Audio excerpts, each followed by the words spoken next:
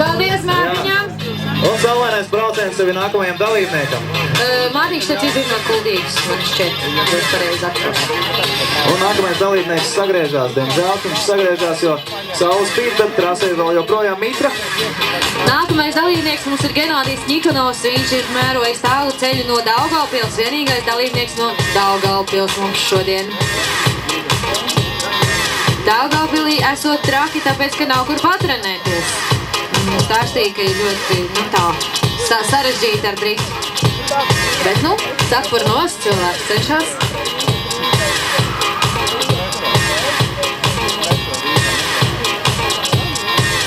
Kamēr Genādijs brauc un viņš ir sagriezies diemžēl trasē, taču viņš turpinās savu iebraucienu. Ir ienākusies informācija, ka tiks apbalvot arī audio skaņas konkursa uzvarētāji kopā ar šiem dragreiz apbalvošanu. Jā, tā arī autoklubu skaistākās automašīnas laureāts tiks pie godalgotām balvām. Godalgotajām vietām. Nē, bet tiešām kļūst karsts, es varētu sākt nomest, ko lieku. Labākais šovs šodien, ne? Vadītāji noģērb jaceņu! Kristēn, tev jāiet uz visu banku tagad. Skatītāji pieprasa. Video tikai pēc tevis.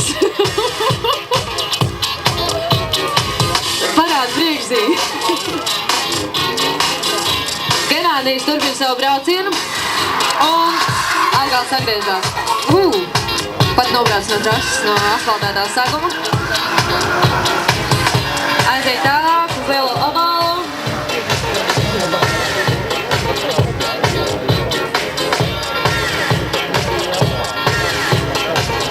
Arī viņam būs vēl viens mēģinājums.